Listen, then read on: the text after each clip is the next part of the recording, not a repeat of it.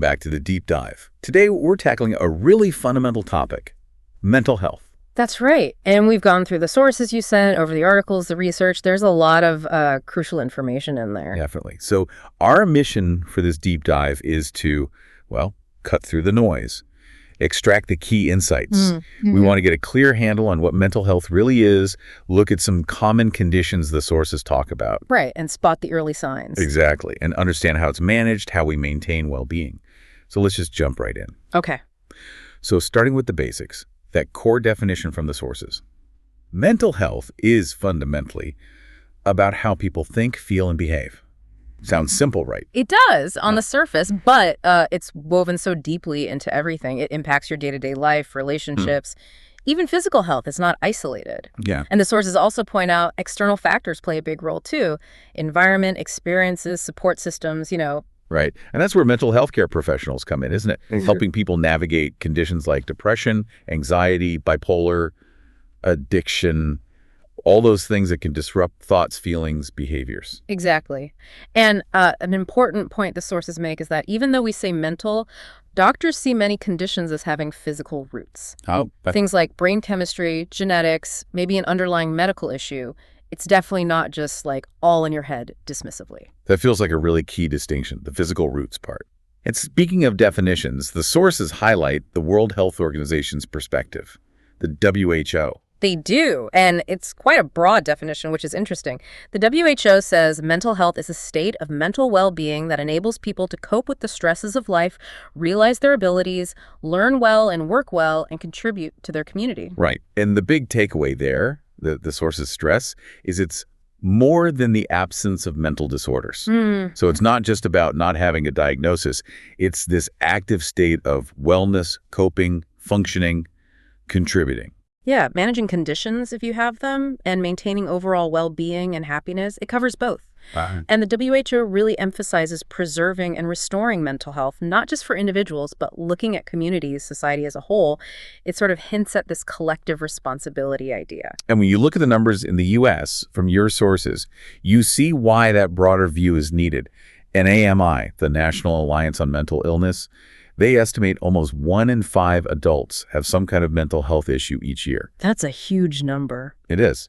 And NIMH, the National Institute of Mental Health, their 2021 data showed about 5.5% of U.S. adults had a serious psychological condition that year.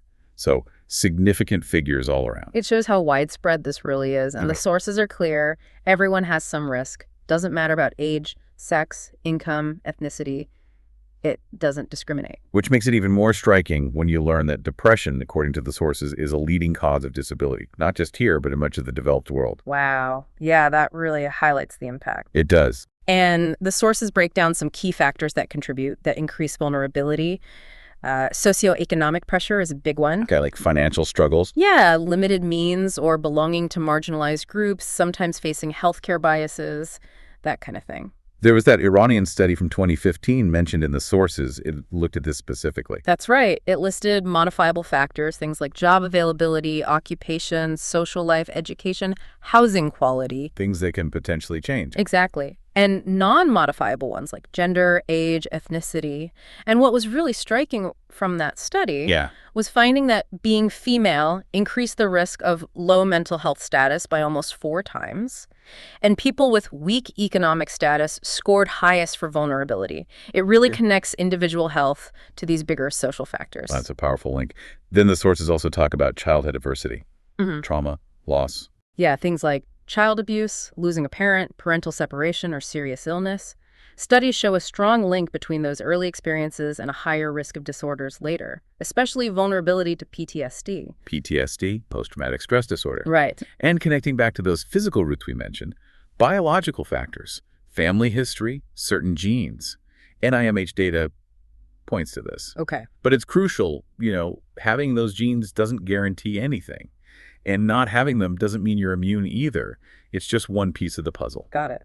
Complex. And underlying physical health problems, like chronic illness. Absolutely. The chronic stress from managing something like cancer or diabetes or chronic pain, that can definitely contribute to mental health challenges. Makes sense. And the sources also note it's pretty common for people to have more than one disorder at the same time. Comorbidity, they call it. Okay, so with that background on scope and risk factors, Yeah. let's dig into the common types of disorders the sources outline. Professionals group them by shared features, right? They do. The main categories in the material are anxiety disorders, mood disorders, and schizophrenia disorders. And anxiety disorders come first, listed as the most common group, Yeah. according to the ADA data. Yes, the most common. And they're basically characterized by severe fear or anxiety, usually linked to certain triggers, which often leads people to avoid things. Okay. And the sources give examples. Generalized anxiety disorder, GAD. That's excessive worry, hard to control, disrupts daily life. Right. And often physical symptoms too, fatigue, trouble concentrating, muscle tension, sleep problems, can happen with or without a clear trigger. Then panic disorder, Right. regular panic attacks, sudden overwhelming terror, feeling of disaster. Exactly. And phobias, disproportionate fear of specific things or situations, could be simple, like spiders. Yep. Social phobia, which is fear of being watched or judged, so people might avoid social situations. Okay. And agoraphobia, often misunderstood. It's not just fear of open spaces, but fear of situations where escape might be tough, like elevators or crowds. Ah, I see the distinction. The sources also list OCD, obsessive-compulsive disorder, constant stressful thoughts, obsessions, and the urge to do repetitive things, compulsions like hand-washing. That's it. And PTSD, post-traumatic stress disorder, happens after a trauma where you felt your life was in danger or you lost control, leads to reliving it. Intense fear. Got it. Okay. Moving to mood disorders, also called affective or depressive disorders. Correct. These involve significant shifts in mood, usually swinging between mania, high energy, elation, and depression, low mood. Examples. Major depression is one, constant low mood, losing interest in things you used to enjoy, and hedonia. Is that the chart? Anhedonia, yes. Yeah. Prolonged sadness. Then there's bipolar disorder, big shifts in mood, energy, activity levels, ability to function, manic phases versus depressive phases. Right, and those cycles can last weeks or months, though moods can shift quickly within a phase. Generally, yes, the main cycles are longer, weeks to months. And then there's SAD, seasonal affective disorder. Ah, the winter blues, essentially. A type of major depression linked to less daylight. Pretty much. More common, far from the equator where daylight hours change drastically. Makes sense. And the last main category, schizophrenia disorders. These are described as complex, a spectrum really, often involving psychosis issues with perceiving reality. Okay, and the sources say signs usually show up between 16 and 30. NIMH data. Typically, yes. Symptoms include things like fragmented thoughts, difficulty processing information. And the sources break symptoms down into positive and negative. Right. Positive symptoms are things added to experience, like delusions, false beliefs, thought disorders, disorganized thinking, or hallucinations, seeing or hearing things not there. Oh. Negative symptoms are things taken away or reduced. Social withdrawal, lack of motivation, flat or inappropriate emotional expression. That's a helpful breakdown. It shows the variety. And like you said, recognizing these early on can be tough. No single test. No simple test, right. But the sources list possible early signs to be aware of. Not definitive, but indicators someone might be struggling. What should people look out for? Things like withdrawing, pulling away from friends, family, colleagues you usually connect with. Avoiding activities they used to like. Exactly. Avoiding things that used to bring joy. Big changes in habits are key, too. Sleeping way too much or way too little. Eating patterns change. Too much or too little. Yeah, noticeable shifts there.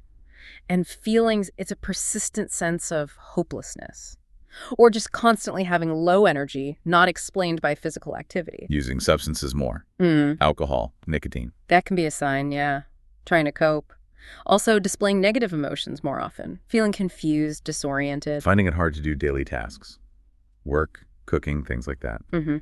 Being unable to complete things that were manageable before.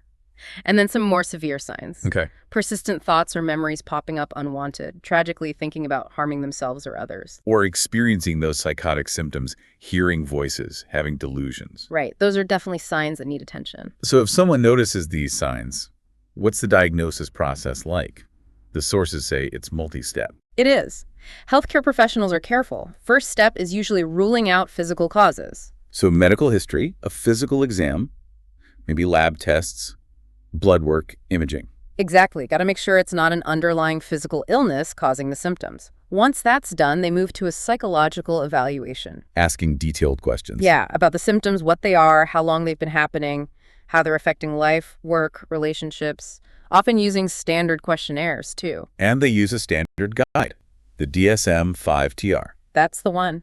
The Diagnostic and Statistical Manual of Mental Disorders. Professionals use it for descriptions and criteria to ensure consistency in diagnosis. Okay, so once a diagnosis is made, or even if symptoms are concerning without a full diagnosis, what about treatment and management?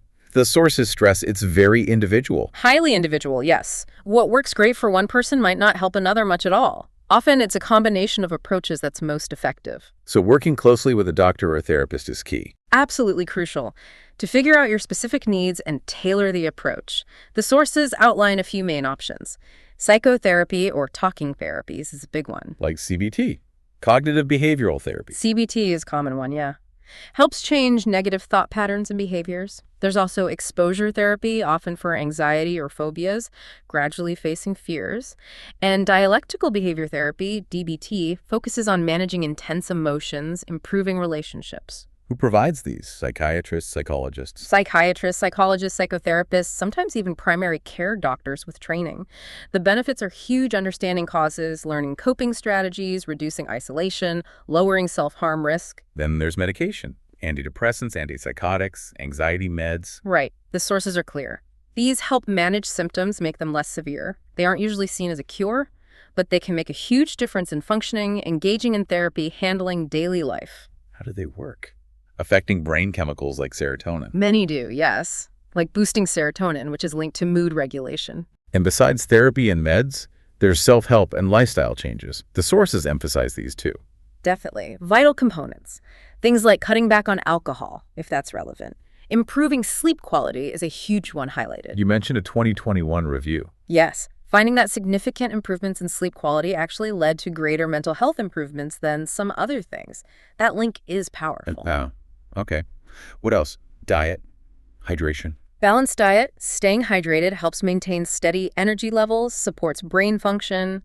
Also, practicing relaxation techniques. Like deep breathing, meditation. Deep breathing, meditation, mindfulness apps, journaling, whatever works for you. Practicing mindfulness and gratitude is another one. Just taking a moment to note things you're grateful for. It can shift perspective, yeah.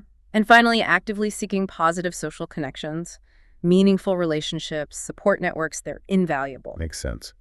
Now, a topic like this, lots of myths and misconceptions flying around, the sources tackle some of these directly. They do, and it's so important to debunk them. Myth 1, mental health issues only affect people with low intelligence. Fact. Nope. Affects anyone, regardless of intelligence, income, social status. Myth 2, teenagers are just hormonal and moody, not really mentally ill. Fact.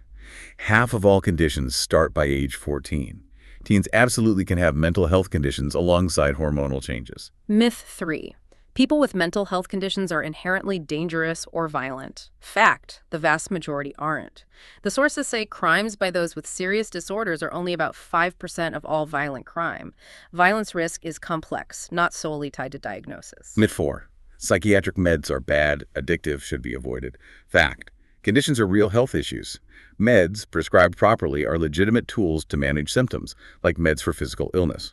Myth 5. People with bipolar disorder are just moody, shifting constantly day to day. Fact.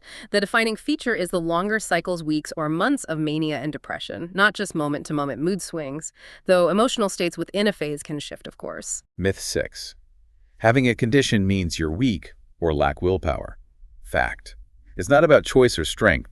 It's a health issue anyone can face. Myth 7. Bad parenting causes adolescent mental health problems. Fact. It's way more complex. Genetics, biology, environment, society all play roles. Parenting is one factor, but kids in great homes can still have disorders. And myth 8. People with mental health needs can't work or be productive. Fact. Absolutely untrue. With the right support, people can thrive in work and life. Supportive workplaces make a big difference. So looking at the big picture from the sources, conditions are common, they vary a lot, but the outlook is often positive. Many people manage symptoms effectively, lead full lives with treatment and support. Recovery often means learning new ways to cope and build resilience. That age data was interesting too. Prevalence peaking around 18-25, then dropping significantly after 50. Yeah. And the sources really reinforce that mind-body connection again. Mental health issues, especially depression, are linked with severe chronic physical conditions. Diabetes, stroke, heart disease, Alzheimer's, it's all interconnected. Which brings us back to those proactive steps for maintaining well-being. The NIMH suggestions your sources included echoes the self-help stuff. Exactly. Regular exercise like 45 minutes, 3 to 5 times a week can help. Balanced diet, good hydration, steady energy. Prioritizing good sleep. That 2021 review again. Uh, Sleep quality matters. Huge impact. Incorporating relaxation breathing, meditation, apps, journaling, practicing mindfulness, gratitude. And seeking out those positive social connections.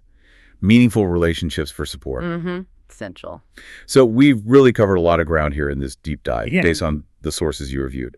Defining mental health, seeing it's more than just illness, risk factors, common conditions, signs, diagnosis, treatment, busting myths. It really drives home that understanding mental well-being means both tackling challenges and actively cultivating wellness. Right. Hopefully this deep dive gives you, our listener, a solid foundation for understanding this critical, very human aspect of health. And maybe leaves you with a final thought to ponder. Drawing from all this material, considering how mental well-being is shaped by this complex mixed society, economics, childhood, biology, and our own choices, how does that interconnectedness challenge how we usually think about things like personal responsibility, resilience, and maybe the role our communities play in supporting everyone's mental health?